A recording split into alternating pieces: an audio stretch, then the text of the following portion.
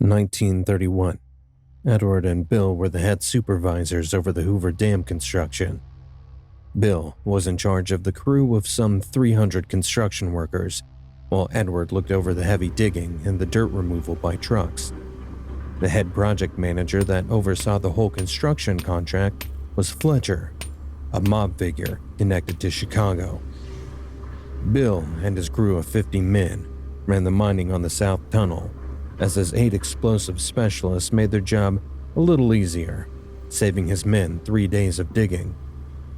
They had been going on with the heavy digging and debris for over 2 weeks, and fortunately had not come across any fatalities or even any major injuries. Some of the workers had gotten hurt a bit here and there, but they were just minor abrasions, nothing to be concerned about. Bill considered it their good luck that such strenuous work of theirs was going off without any hitch, a rarity in their field of work. On the 18th day of digging, however, their fortune came under a test. It was around noon when Bill's mining crew came across something rather unexpected. Something decidedly huge and hard, with a very steely texture to it. Something they could not cut through, no matter how hard they tried. Initially, they thought it might be a new kind of rock or something, but soon their doubts began to clear. It was not any kind of rock. It was a steel door, standing 7 feet tall, 5 feet wide, smack dab in the center of the tunnel they were supposed to be digging. All construction came to an abrupt halt soon after. The miners were quick to call up the higher-ups. Both Bill and Edward were called into the tunnel to investigate the strange discovery of the metal door. It was beyond their understanding as well. Of course, during their long career they had come across many weird things buried underneath the ground. But mostly those were some boxes or old knickknacks. Morbidly enough, even coffins sometimes. But never had they, in the entirety of their careers, come across something of this magnitude. An entire door standing between them and whatever lay on the other side. Instead of showing that they were stumped at the sudden turn of events, they told all of their men to take their break. As lunch was already almost upon them, no one questioned it, and they went on their way. Bill called in Fletcher in the meantime to come down to the site and see the situation for himself. On the other side, a few of the miners continued digging in the other tunnel. They were pretty close to the target that they had set before lunch, so they wanted to finish up before taking their break. They were merely feet away from stopping when one of the men came across a box buried deep in the bedrock.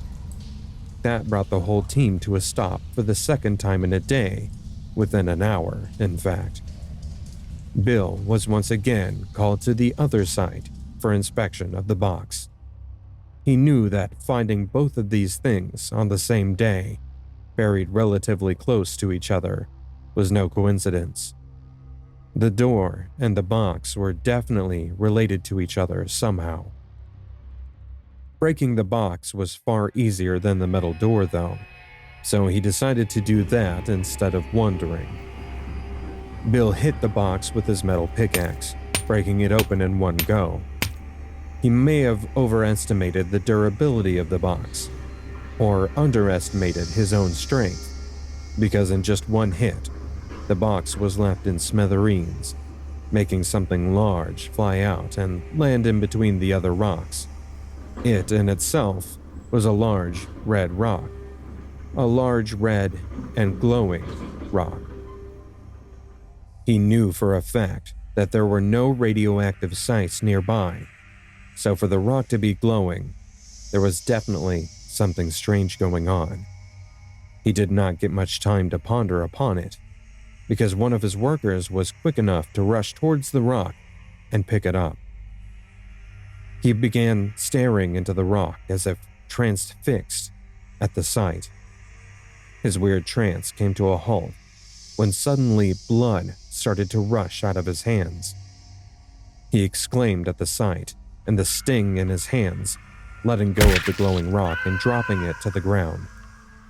Bill rushed over to it and started hitting it with his pick, breaking it. It forced the rock to break apart and show its true form. The rock surrounding the glow obliterated, leaving behind a small orb, glowing blood red. Just then, Fletcher came rushing into the glowing red tunnel, presumably already done with his examination of the steel door, and started yelling at everyone to get away from the orb and not to touch it. He bent down and picked it up with his handkerchief, mindful of not touching the stone with his bare hands. Soon, he turned back to the other workers, yelling for them to get out of their stupor and get a move on. Take him to the dock at the casino and have him patched up. Hurry up and get back here. Edward took the lead and brought their wounded miner up to the surface and out of the tunnel. He washed his wounded hands with water and roughly bandaged them up before taking him to the doctor to get checked out. On the other hand, inside the tunnel, one of the workers wiped the splattered blood off his face, picked up his axe once again, and began digging. The others went in to join, and soon enough, work had resumed in the tunnel, while Bill and Fletcher left them to it. They discussed what to do with the door, as it had remained strong in the face of all sorts of banging, digging, and numerous attacks with an axe. After conversing for a bit, they came to the conclusion that they would try and blow it up using dynamite. Bomb specialists were quickly called into the tunnel, and they started examining the metal door, trying to find an easier way to open it, or at least a way that would cause the least amount of damage to the surrounding area. They were in a tunnel after all. By that time, all the workers had finished lunch and were ready to return back to work and begin digging once again. They were asked to work on the other tunnel instead of the one with the door. They were kept away from all the commotion while the experts set up their ammunition. On the brighter side, it did push them quite ahead of schedule on the other tunnel. Bill went with them into the tunnel to keep an eye on the proceedings. About 200 feet already deep into the mountain, the digging machine came to a stop, not budging from its place or going any deeper at all. They began to work along the sides of the walls of the tunnel instead of digging deeper for the time being. They were waiting for the bomb squad to get free from the tunnel with the door, to come back and have a look at this new hindrance and blast it to make a way for them to go deeper. They were busy in their tasks when suddenly they heard a small bomb go off from the other tunnel. They let out a sigh of relief, thinking that the worst of it was over and that they would finally be able to move ahead of the door. Their relief was cut short, however, when what followed immediately after the blast was not complete silence or even cheers of victory. Loud screaming could be heard as they all stopped working in the tunnel. They began wondering if they should venture out and see what the commotion was about, when one of the miners came running in towards the end of the tunnel, yelling at the top of his lungs. Something attacked the others! Oh, we gotta get out of here, now! Everyone dropped their tools in an instant and began running out of the tunnel. Bill tried to calm everyone down, but to no avail. No one stopped or paid him any heed, so Bill followed everyone out as well. Some had already made it out of the tunnel, but he hadn't gotten much farther when a loud bang from above suddenly went off, sealing the tunnel off from the outside of the mountain. The dirt and debris from the impact was so heavy, it killed 3 of the miners on the spot as they tried to run back into the tunnel. One of the other miners who began running back into the tunnel was trying to escape any more aftershocks and falling debris when 2 creatures unexpectedly attacked him in the blink of an eye, coming seemingly out of nowhere. He screamed at the sudden assault, trying to get away from the strange creatures. A group of miners rushed to his aid and beat the creatures away with their pickaxe, freeing him from their clutches. The damage was already done though. His throat had been ripped apart, making him fall to the ground like a puppet with his strings cut. Everyone stayed rooted to their spot and kept staring at the scrambled mess of their coworker, as well as the creatures that looked decidedly human and non-human alike at the same time, and they had no idea where these creatures had come from. Their staring was cut short when others began filtering in from the other side of the tunnel. That's when they realized both tunnels had caved in at a spot and merged together, creating confusion and panic amongst everyone. One of the explosive specialists amongst the newcomers took off his bag, yelling, "We're trapped down here with something I've never seen before!" Bill pulled two dead creatures off of the man and noticed they were not exactly human, but still humanish nonetheless. Undead humans, to be more specific. "That's a zombie!" He yelled out loud for everyone to hear. "They're coming out from the steel door we tried to open!" Someone replied from the other side. Another creature came running over to them as if to announce the presence of more zombies. He tried to jump on one of the miners, biting the side of his face. Fortunately, before things could progress any further, one of the miners close by struck the undead in the head with his pickaxe, rendering him actually dead this time around. Most of the zombies were trapped in the tunnel too, but they were on the other side of the debris that had made its home in between the tunnels. Only some of them had made it onto the miners' side. The rest were still trying to do so. Once the miners had become aware of the zombies' presence, they had become alert and aware of their surroundings, and had quickly dispatched of them. Some of the workers supported scrapes and bruises in the aftermath, but it was nothing major. They could easily be treated once they were able to make their way out of the tunnel. Now, only if they could get out of the tunnel. Hours had gone by since they had been trapped underground. Even the lights on the miners' helmets had slowly started to burn out. And still, they had seen no hope of getting out. No one had come to save them. "Can you turn the digging machine around and drill a tunnel back out the other way?" Bill asked one of the experts trapped with them. The answer was a probable maybe, because they did not have much ammunition with them to actually blow away the rocky part of the walls. But they could certainly try though. It was already collapsed enough, so the odds definitely seemed in their favor. They were straightening out the specifics of their new plan when one of the miners, with dried blood on his face, started choking and shaking. Soon, his whole body started convulsing, and he started letting out low, guttural sounds. They tried to hold him down, but he suddenly seemed to grow stronger in their hold. Everyone could see it, as the recognition left his eyes and they turned a glassy white. He swiftly turned to his side and bit one of the miners holding him back on the arm. The miner abruptly let go of him, hissing in pain and clutching his arm. By then, most of them had realized just exactly what was going on, so they were quick to begin beating off the newly turned zombie with their shovels, decapitating him. "I want everyone to check yourself for any cuts or wounds!" Screamed Bill, urging everyone to do just that, and checking himself too, just in case. He came out clean, but some of the other miners were not as lucky.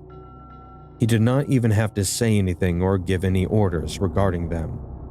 Everyone had seemed to guess what was coming next. The ones bitten or scratched by the zombies were turning into zombies themselves. They needed to be taken care of.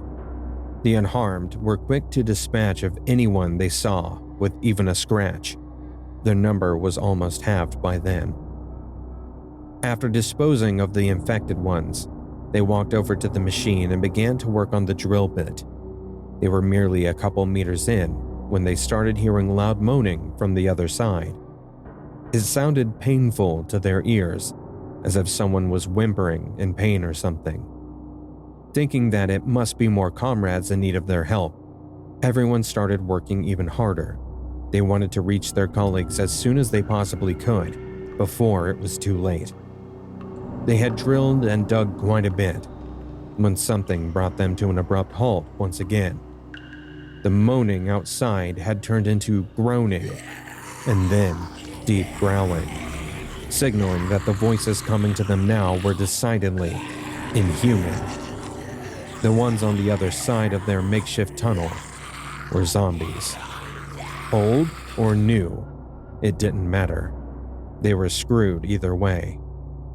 They were digging up the one thing that was now supposedly holding the zombies and their possible death or zombification at bay.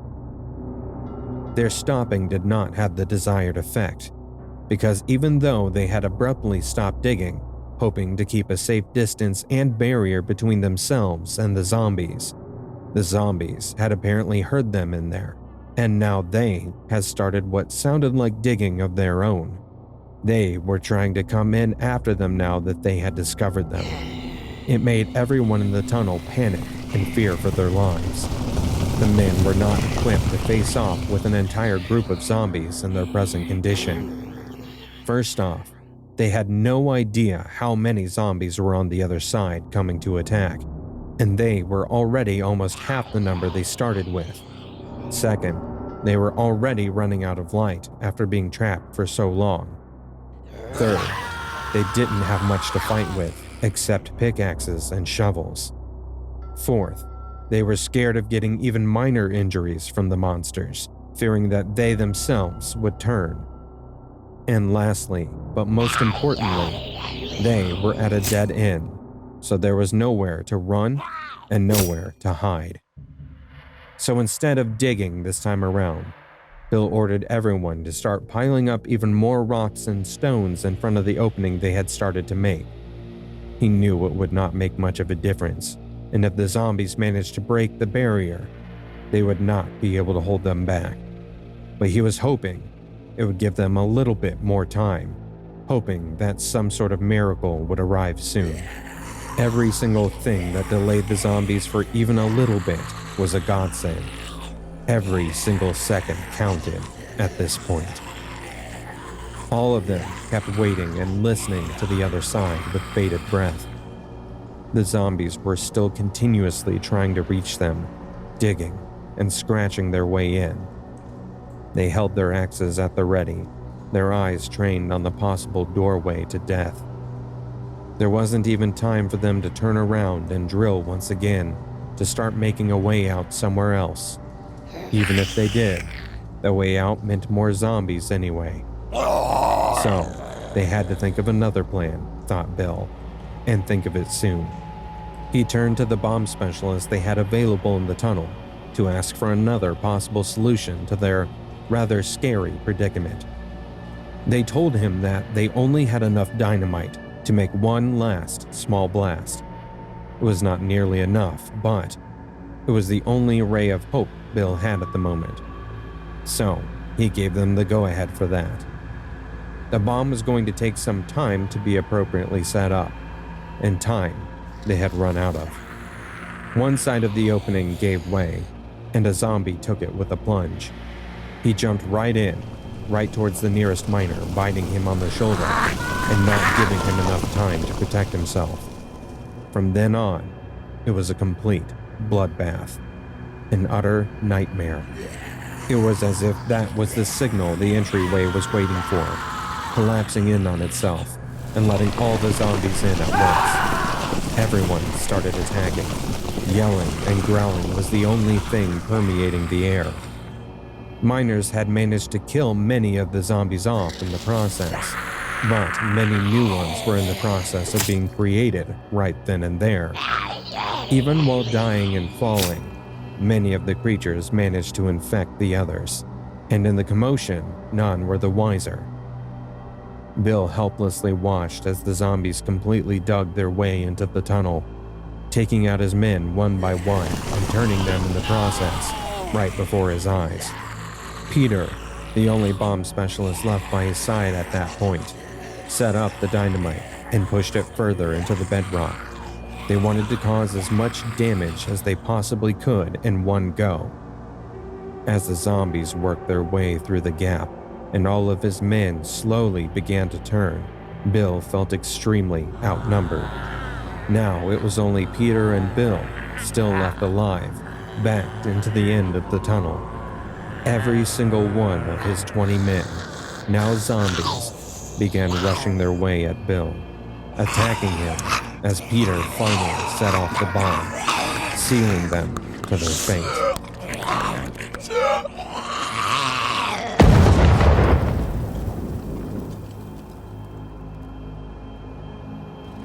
I'm burning up.